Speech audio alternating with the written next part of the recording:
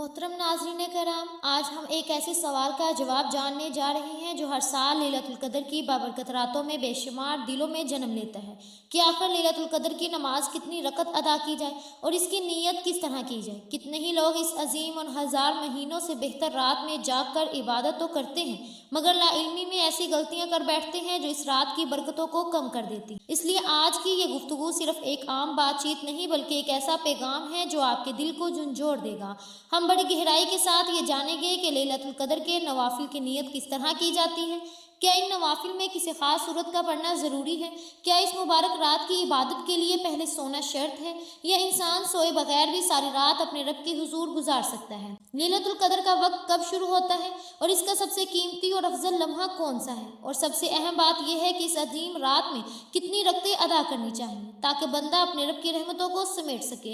ये सब राज और बारीकियां मैं आपके साथ शेयर करने जा रही हूँ, इसलिए इस वीडियो को हरगिज़ नज़रअंदाज ना कीजिए, क्योंकि मुमकिन है कि आज की ये बातें आपकी ज़िंदगी का रुख बदल दें और आपकी वो गलतफहमियां दूर हो जाएं जो बरसों से दिल में बैठी हैं। मोहतरम नाज़रीन कराम, ये वो रात है जिसके बारे में खुद अल्लाह ताला कुरान में फरमाता है कि ये हज़ार महीनों से भी बेहतर है। सोचिए वो रात कैसी होगी जिसकी एक इबादत 83 साल से ज़्यादा इबादत के बराबर हो। आज की ये रात आम रात नहीं बल्कि फ़ैसलों की रात है। आज आसमानों से वो तकदीरी फ़ैसले उतरते हैं जिनके सामने इंसान की सारी तदबीरें छोटी पड़ जाती हैं। आज फरिश्ते ज़मीन पर उतरते हैं और कसरत से नाजिल होते हैं कि ज़मीन की फ़ज़ा नूर से भर जाती है और अल्लाह ताला की रहमत पुकार पुकार कर कहती है कि है कोई मांगने वाला जिसे मैं अता करूं, है कोई तौबा करने वाला जिसे मैं माफ़ कर दूं, कोई टूटा हुआ दिल जो मेरे दर पर आकर रोए ताकि मैं इसके नसीब बदल दूं। सोचिए अगर इस रात भी आपके दिल से आंसू ना निकले, अगर आज भी आपने अपने रब के हुजूर हाथ ना उठाए, अगर आज भी आपने अपने गुनाहों पर माफ़ी ना मांगी, तो शायद अगले रमज़ान तक आपको ये मौका नसीब ना हो, शायद अगले साल ये रात आए और हम इस दुनिया में ना हो। आज जो इस वीडियो को देख रहा है शायद दिल में बहुत सी परेशानियां छुपाए बैठे हैं, रिस्क की तंगी ने दिल को थका दिया है, कर्जों ने सुकून छीन लिया है, हालात ने उम्मीद तोड़ दी है। तो सुन लीजिए, आज की इस वीडियो में मैं आपको एक 12 रकत नफल का वो तरीका बताने जा रही हूँ जिसके बारे में अल्लाह वाले कहते हैं कि जब बंदा इखलास के साथ इसे पढ़ता है तो इसकी बंद तकदीर के दरवाजे खुलने लगते हैं। लोग कसरत से पूछते हैं कि आखिर शब कदर की ये रात इतनी अजीम क्यों है? तो याद रखिए, यही वो रात है जिसमें कुरान पाक नाजिल हुआ, यही वो लम्हा है जब फरिश्ते सलामती और रहमत लेकर ज़मीन पर उतरते हैं और यही वो घड़ियां हैं जब बंदे का सजदा आसमानों तक पहुंच जाता है। ये 12 रकत नफल अल्लाह ताला को इस कदर महबूब है कि जब बंदा नींद कुर्बान करके रात के सन्नाटे में अपने रब के सामने झुक जाता है तो गोया आसमानों में ऐलान होता है कि देखो मेरा बंदा मेरी खातिर जाग रहा है, इसने अपनी नींद छोड़ दी, अब इसकी झोली भरना मेरा काम है। मगर एक बात हमेशा याद रखिए, जैसे किसी मजबूत ताले को खोलने के लिए सही चाबी ज़रूरी होती है, वैसे ही लैलतुल क़द्र के ये 12 रकत नफल भी एक ख़ास राज रखते हैं और वो ये है कि इनके साथ 4 ऐसे मखसूस वज़ाइफ शामिल किए जाएं जो इस इबादत की तासीर को कई गुना बढ़ा देते हैं। अगर कोई सिर्फ नफल अदा कर ले मगर वो ख़ास अज़कार छोड़ दे तो वह इस अजीम बरकत से महरूम भी रह सकता है। यही वजह है कि बहुत से लोग कहते हैं कि हमने पिछले साल भी नफल पढ़े, कई रातें जाग कर गुजारी थी मगर हालात नहीं बदले।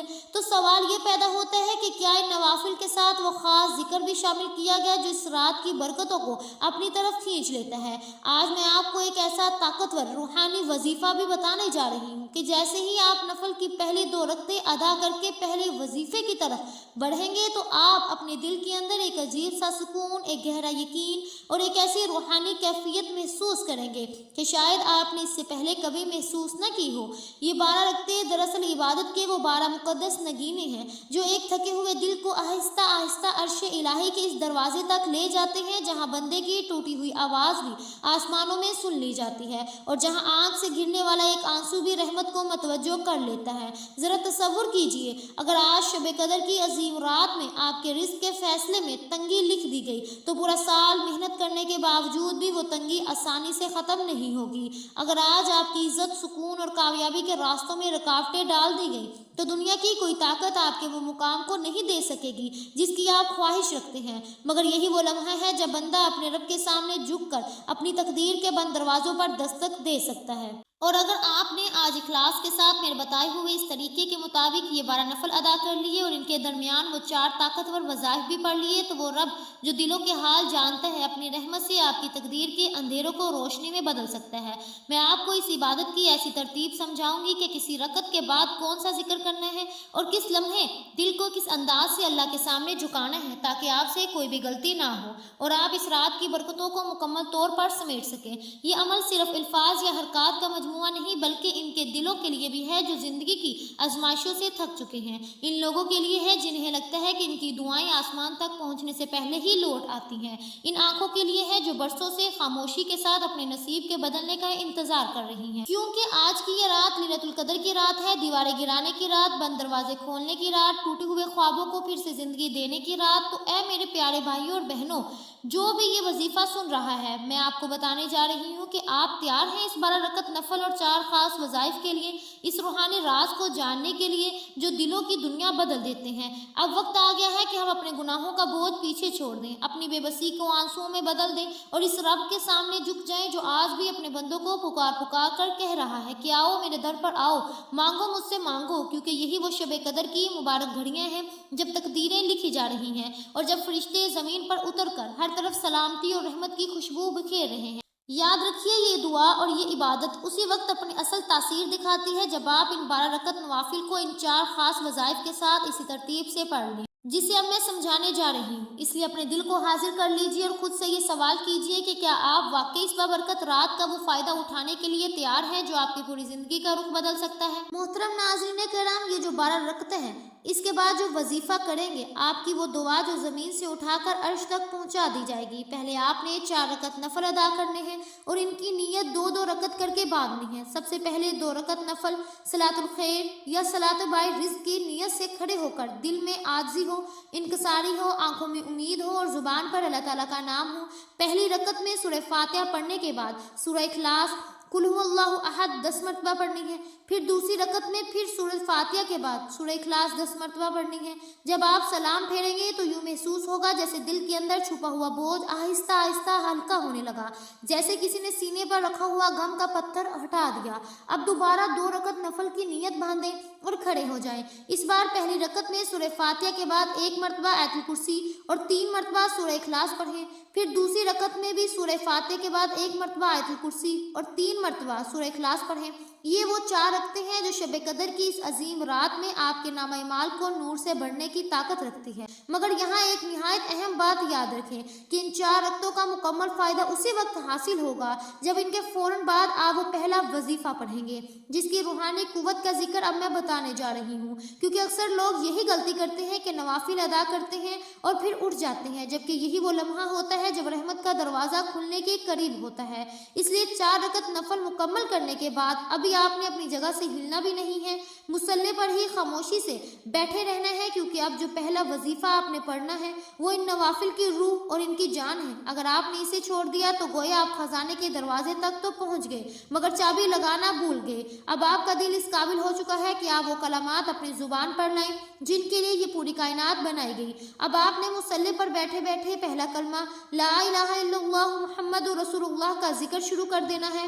کلمہ طیبہ دراصل آپ کے دل کی اس زمین کو صاف کرتا ہے جس پر قبولیت کی فصل اگتی ہے۔ شب قدر فیصلوں کی رات ہے اور اللہ تعالیٰ کے نزدیک سب سے وزنی فیصلہ اس بندے کے حق میں ہوتا ہے جس کی زبان اس کی توحید کی گواہی سے تر ہو۔ محترم ناظرین کرام، جب آپ پہلا کلمہ اخلاص کے ساتھ پڑھیں گے، دل کی گہرائیوں سے پڑھنا شروع کریں گے، تو ایسے محسوس ہوگا جیسے آپ کے اندر جو چھپا ہوا خوف ہے وہ آہستہ آہستہ ختم ہو رہا ہے۔ لوگ اکثر یہ پوچھتے ہیں کہ اسے کتنی بار پڑھنا چاہیے، تو اب میں آپ کو تعداد بتانے جا رہی ہوں جو اس رات کی تاثیر کو اپنی طرف کھینچ لاتی ہے۔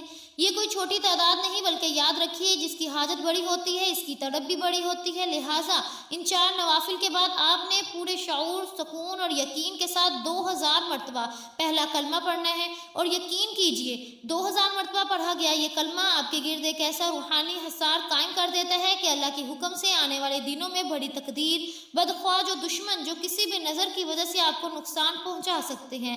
جب یہ آپ پہلا وظیفہ مکمل کریں گے تو آپ کی روح کو ایک نئی طاقت محسوس ہوگی اور اب آپ اگلے مرحلے کی طرف بڑھنے کے قابل ہو جائیں گے۔ محترم ناظرین کرام، اس کے بعد دوبارہ 4 رکعت نفل کی نیت باندھنی ہے اور یہ بھی 2 رکعت کر کے ادا کی جائے گی۔ یہ 4 رکعتیں خاص طور پر زندگی کی نحوست، تنگی اور پریشانیوں کو دور کرنے کے لیے پڑھی جاتی ہے۔ پہلی 2 رکعتوں کا طریقہ یہ ہوگا کہ نیت باندھنے کے بعد پہلی رکعت میں سورہ فاتحہ کے بعد سورہ قدر انا انزلناہ فی لیلۃ القدر 1 مرتبہ اور پھر سورہ اخلاص 3 مرتبہ پڑھنی ہے۔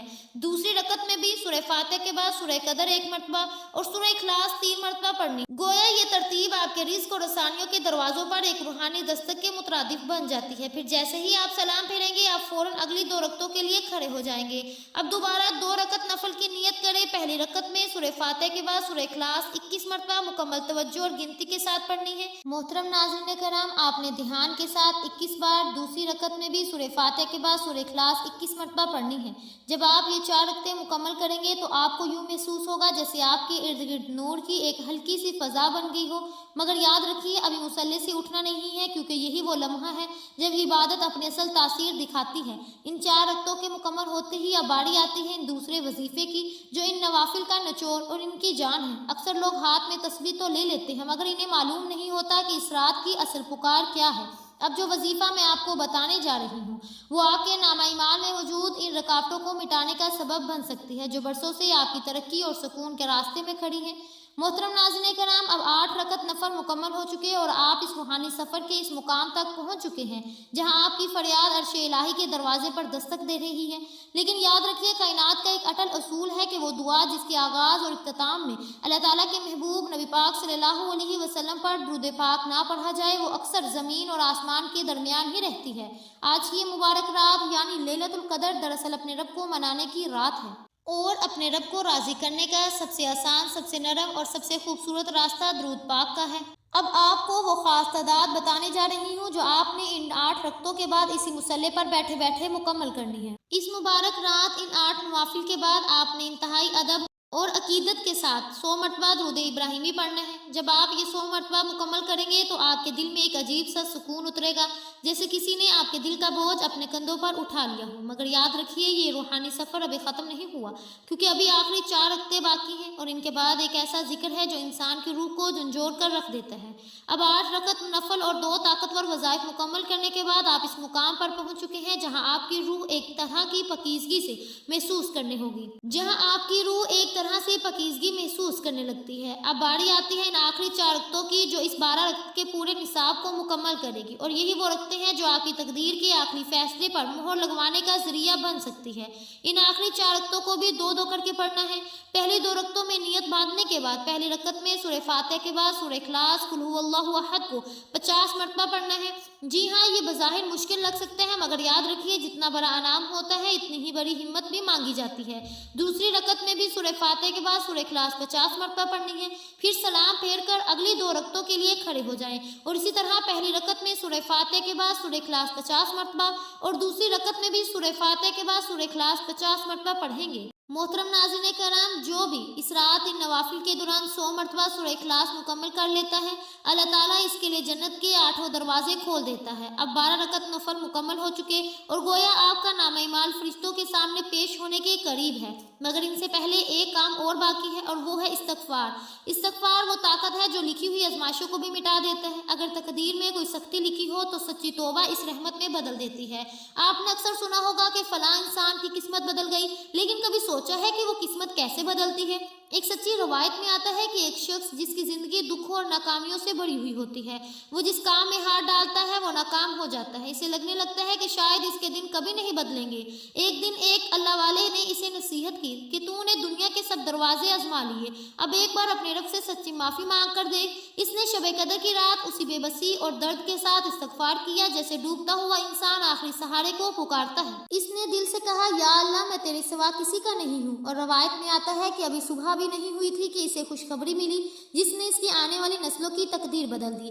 یہ وہ کہانی نہیں بلکہ استغفار کی وہ طاقت ہے یہ جو ناممکن کو ممکن بنا دیتی ہے۔ لیکن یاد رکھیے استغفار صرف زبان کے الفاظ نہیں بلکہ دل کی شرمندگی اور آنکھ کے آنسو کا نام ہے۔ آپ نے مصلی پر بیٹھ کر استغفراللہ کو 313 مرتبہ پڑھنا ہے۔ 313 کی یہ تعداد اسلام کی تاریخ میں فتح و نصرت کی علامت رہی ہے، اور یہی تعداد آپ کی زندگی کی بندشوں کو بھی کاٹ سکتی ہے۔ جب آپ یہ مکمل کریں گے تو آپ یوں محسوس ہوگا جیسے دل کا بوجھ ہلکا ہو گیا، اور جیسے آپ ایک نئی زندگی کے ساتھ دوبارہ کھڑے ہو گئے۔ اور ان رکعت کو ادا کرنے کے بعد اب اہم اور آخری وظیفہ جو باقی رہ گیا ہے، جو 12 نوافل کا نچوڑ ہے، جس کے بغیر یہ عمل مکمل نہیں ہوتا، تو محترم ناظرین کرام، یہی وہ رات ہے جس کی عبادت 83 سال سے بھی بہتر قرار دے گی۔ آج کی رات فرشتے وہ جوک در جوک زمین پر اتر رہے ہیں اور ان دلوں کو تلاش کر رہے ہیں جو رب کی یاد میں آنسو بہا رہے ہیں۔ اب 12 رکعت نفل مکمل ہو چکے ہیں، کلمہ طیبہ کا نور نصیب ہو چکا ہے، درود ابراہیمی کی ٹھنڈک دل میں اتر چکی ہے، اور استغفار سے گناہوں کی گرد دھل چکی ہے۔ اب آپ اس مقام پر کھڑے ہیں جہاں اللہ تعالیٰ کی رحمت سامنے ہے اور آپ کی جھولی خالی ہے۔ اب آری ہے اس آخری اور سب سے طاقتور چابی کی، جسے بزرگ عرش کے خزانوں میں سے ایک خزانہ قرار دیتے ہیں۔ یہ وظیفہ ہے جو اس پوری رات کی عبادت کو سمیٹ کر اللہ کے حضور پیش کر دیتا ہے۔ اب اس آخری وظیفے کی ترتیب کو اپنے دل کی تختی پر ایسے لکھ لے جیسے کوئی اپنی تقدیر کا راز محفوظ کر لیتا ہے۔ سب سے پہلے نہایت ادب اور محبت کے ساتھ 11 مرتبہ درود ابراہیمی پڑھیں۔ اس کے بعد پوری توجہ کے ساتھ دل کی گہرائی کے ساتھ 41 مرتبہ سورہ اخلاص بسم اللہ الرحمن الرحیم کے ساتھ تلاوت کریں۔ جی ہاں، پورے دھیان اور یقین کے ساتھ 41 مرتبہ، اور پھر آخر میں درود پاک 11 مرتبہ درود ابراہیمی پڑھ کر عمل کو مکمل کریں۔ آج کی اس مبارک رات لیلۃ القدر میں میں نے اپنی ذمہ داری ادا کر دی اور وہ امانت آپ تک پہنچا دی ہے جو اگر اخلاص کے ساتھ کی جائے تو نسلوں کی تقدیریں بدل سکتی ہیں۔ اب یہ آپ کے اپنے ہاتھ میں ہے کہ آپ اس 1000 مہینوں سے افضل رات کو غفلت میں، نیند میں گزار دیتے ہیں، یا اپنے رب کو منا کر اپنی قسمت کے دروازے کھول لیتے ہیں۔ یاد رکھیے، لیلۃ القدر کے یہ تحفے بار بار نہیں ملتے۔ رمضان کا یہ مہینہ آہستہ آہستہ رخصت ہو رہا ہے اور اس کی برکتیں سمٹی جا رہی ہیں۔ کیا معلوم اگلے سال ہم اس دنیا میں ہوں یا نہ ہوں۔ دعا ہے کہ رب کریم میرا سنانا اور آپ کا سننا اپنی پاک بارگاہ الہی میں قبول و منظور فرمائے، جو مانگا مقدر فرمائے، جو نہیں مانگ سکے بن مانگے عطا فرمائے۔ ملتے ہیں اگلی ویڈیو میں، تب تک کے لیے اپنا بہت سا خیال رکھیے گا۔ اللہ حافظ۔